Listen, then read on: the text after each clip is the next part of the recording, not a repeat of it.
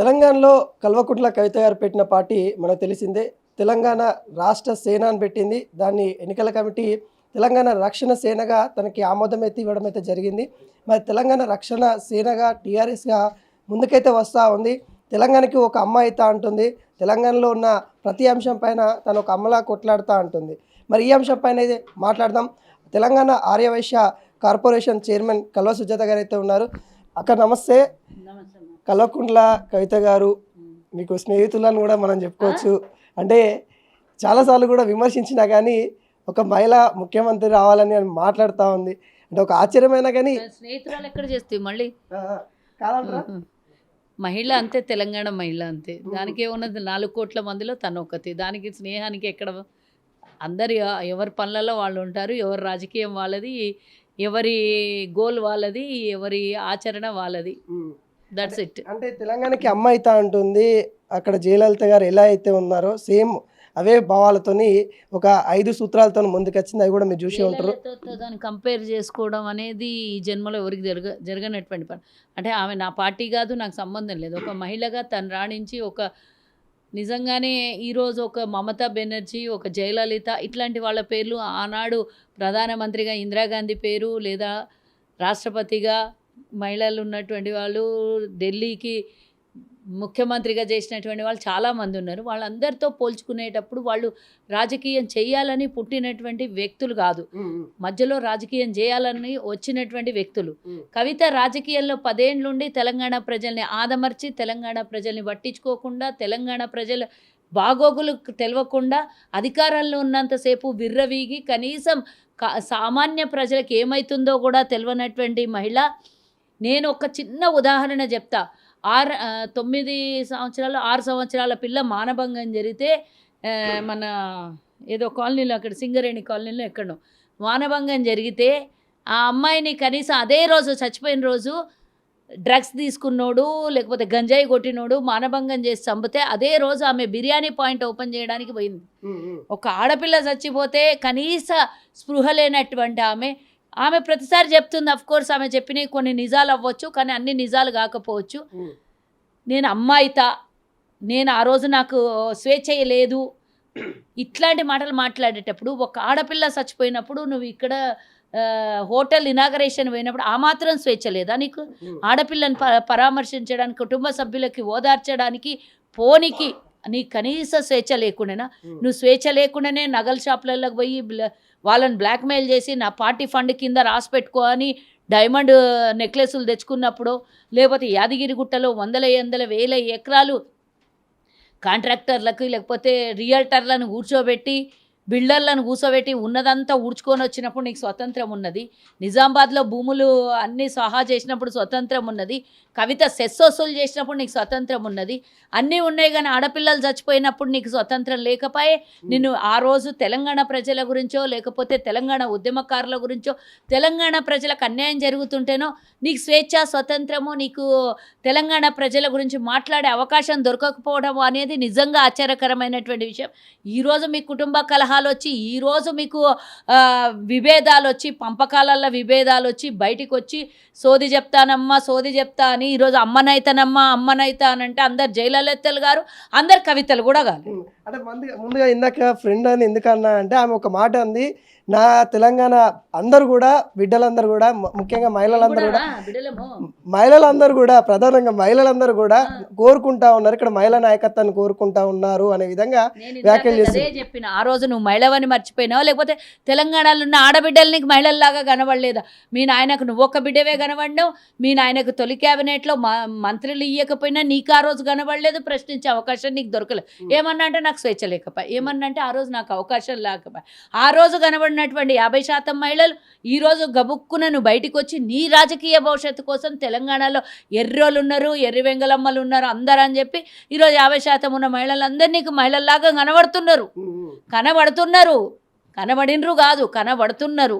అది కూడా ఇప్పుడు వచ్చి నువ్వు కళ్ళబొల్లి మాటలు చెప్పి నువ్వేదో పార్టీ పెట్టినవు అని నీ పబ్బం గడుపుకోవడానికి కోసం తెలంగాణ ప్రజలను ఒకసారి మీ నాయన ఆడుకున్నాడు. తెలంగాణ ప్రజల సెంటిమెంట్ మీద.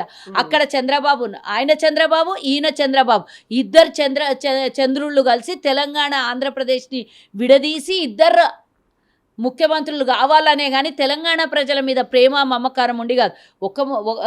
అదేమంటున్నాడు, ఒక్క అరలో 2 కత్తులు ఇమ్మడం అన్నట్టు ఇద్దరు ముఖ్యమంత్రులు కాలేరు కాబట్టి ఆ చంద్రుడు ఈ చంద్రుడు కలిసి 2 రాష్ట్రాలని పంచుకొని 2 రాష్ట్రాలకు ముఖ్యమంత్రి అయిదామని టార్గెట్ చేసుకొని తెలంగాణ ప్రజల్ని ఉసిగొలిపి తెలంగాణ ప్రజలు ఆత్మహత్య చేసుకునేటట్ల అల్లుడు చేసి ఉసిగొలిపి నువ్వు తెలంగాణ శవాల మీద ముఖ్యమంత్రి అయ్యి ఆ రోజు తెలంగాణ ప్రజల్ని మోసం చేయడానికి మీ నాయన బయలుదేరుడు.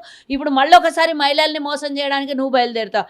ఏమన్నా అంటే జాగృతి పేరు మీద, ఏమన్నా అంటే బతుకమ్మ పేరు మీద, ఏమన్నా అంటే మహిళలకు మొదటి గౌరవం నేనే ఇచ్చినట్టు మీ ఇట్లాంటి ఉచిత సన్యాసమైనటువంటి ఉపన్యాసాలు మాకు చెప్పకండి.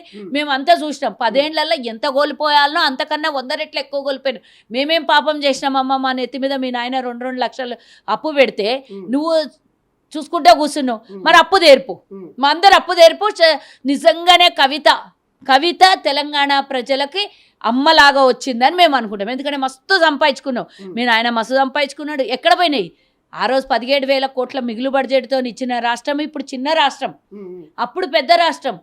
హైదరాబాద్ అనేది వడ్డిచ్చిన విస్తరాకులాగా ధనిక రాష్ట్రంలాగా మీకు ఇస్తే ఈ హైదరాబాద్ కోసమే ఆంధ్రోలు కొట్లాడిన మాకు కావాలని, ఈ హైదరాబాద్ కోసమే నువ్వు కొట్లాడినావు తెలంగాణ కావాలని. కానీ కొట్లాడిన తెలంగాణ అంతకుముందు ముఖ్యమంత్రులు 16 మంది ముఖ్యమంత్రులు 52,000 కోట్లు అప్పు చేస్తే, అఫ్కోర్స్ 75,000 కోట్లు అప్పు చేస్తే నువ్వు వచ్చినాక మీ నాయన వచ్చినాక 7.5 లక్షలు, 75,000 కోట్లు ఎక్కడా? 7.5 లక్షల కోట్లు ఎక్కడా? ఆ రోజు 16,000 కోట్ల మిగులు బడ్జెట్ ఎక్కడ? ఇక్కడ మైనస్ మిగులు బడ్జెట్ ఎక్కడ?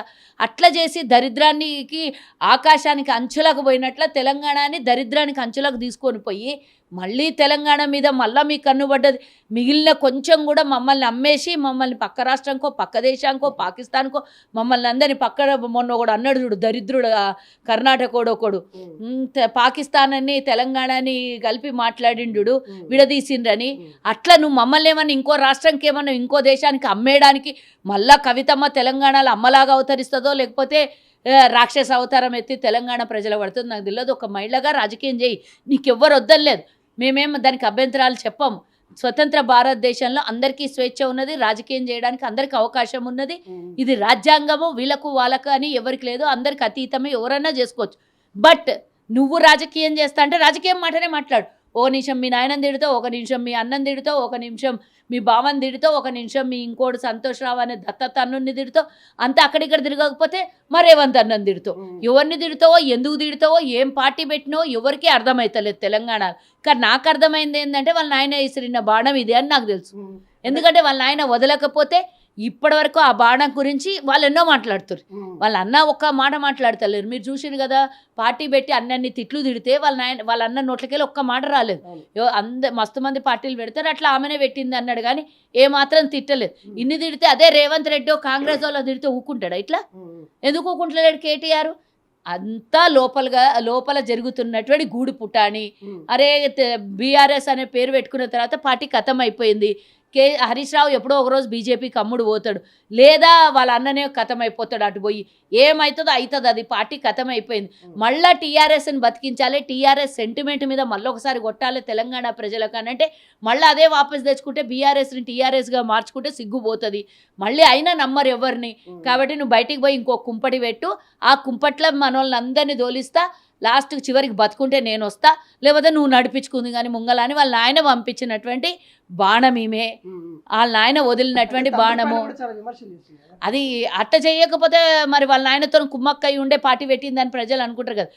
తెలంగాణ ప్రజలు అమాయకులే ఉండొచ్చు, కానీ మరొకసారి మోసపోయేటంతా ఆ స్థితిలో మాత్రం ఇప్పుడు తెలంగాణ ప్రజలు లేరు. కొట్లాడినరు, ఆత్మ బలిదానాలు చేసుకుర్రు తెలంగాణ కోసం. కానీ ఏ ఒక్కరికి కూడా అనుకున్న కోరికలు నెరవేరలేదు. ఏ ఒక్కడు కూడా తెలంగాణలో బాగుపడ్డది లేదు. కేవలం కల్వకుంట్ల కుటుంబము, ఆయన చుట్టుపక్కల ఉన్నటువంటి వాళ్ళు తప్పించి బయట తెలంగాణ ప్రజలకు 4 కోట్ల మంది ప్రజలకు ఎక్కడ ఉద్ధారకం జరగలేదు మీ వల్ల. మళ్ళీ తండ్రి బాయ్ బిడ్డొచ్చే, బిడ్డబాయి మనమడొచ్చే అన్నట్టు మీరు కుంపట్లు పెట్టుకుంటూ కూర్చుంటే మమ్మల్ని మేము అమ్ముకుంటున్నాం. 2 లక్షలకు నువ్వు మమ్మల్ని కొన్నట్టయింది. రాష్ట్రం మీద అప్పు మా నెత్తి మీద తెచ్చిపెట్టినావు భారం. మేమేం పాపం చేయకుండా మా భూములు పోగొట్టుకుంటే మా ఆస్తులన్నీ సర్వనాశనం అయిపోయాయి, పైసలన్నీ ట్యాక్సులు కడితే అన్నీ అయినాయి. అయినా కానీ మా నెత్తి మీద 2 లక్షల కోట్ల అప్పు ఉన్నది. పోనేడన్నా గజం జాగ కొందామంటే మీ నాయన ఆ రోజు పొంకడాలు పొంకిండు, ధరలు ఇంత పెరిగిపోయినాయి అంత పెరిగిపోయినాయి, వాళ్ళ హయాంలో ధరలు పెరిగితే చూసినావా 100 కోట్లకు పోయింది అని అంటాడు. ఇప్పుడు మళ్ళీ సామాన్యుడు పేదోడు ఒక ఇల్లుకి జాగా కొందామనంటే దిక్కు దివాణా లేకుండా పోయింది. ఇవన్నీ చాలా పంచాయతీలు ఉన్నాయమ్మా. వాళ్ళు బయటకు వచ్చి మీడియా ముంగల పార్టీ పెట్టినామని హైప్ చేసుకోవడం తప్పించి నిజంగా వాస్తవంగా తెలంగాణ ప్రజల మీద వాళ్ళకి ఎలాంటి మమకారం లేదు. ఆల్రెడీ తెలంగాణ ప్రజలకు అణువణువున మీరు చేసినటువంటి మోసాలు వాళ్ళ రక్తంలో ఇంకిపోయినాయి. ఇంకోసారి కల్వకుంట్ల కుటుంబానికి ఎలాంటి అవకాశం ఇవ్వడానికి అస్సలు వాళ్ళు ఊహించుకొని కూడా ఊహించుకోరు. కవిత ఇంకో మాట అన్నది, కల్వకుంట్ల అని పేరు మార్చుకోవాలంట మా వాళ్ళు అంటున్నారు. నువ్వు ఎందుకు మార్చుకుంటావు? ఆ రక్తంలో తెలంగాణ ప్రజల్ని దీనిలాగా పట్టి పీడించుకొని తాగినరు, జలగల్లాగా తాగినరు. మరి ఆ కల్వకుంట్ల రక్తంలో ఉంది కదా పీడించుకొని తెలంగాణ ప్రజలను. నువ్వెందుకు మార్చుకుంటావు? మార్చుకో. కానీ ఎన్ని రోజులు నడుస్తుంది నడవని. పైసలు బాగా తెలంగాణలో దోచుకున్న పైసా మస్తున్నది. మళ్ళా కాంసాయ వానికి జాత అన్నట్టు ఆ పైసలన్నీ ఏదో ఒక రూపంలో తెలంగాణ ప్రజలకు ఖర్చు పెడితేనే పాపం పోతుంది ఇడికి.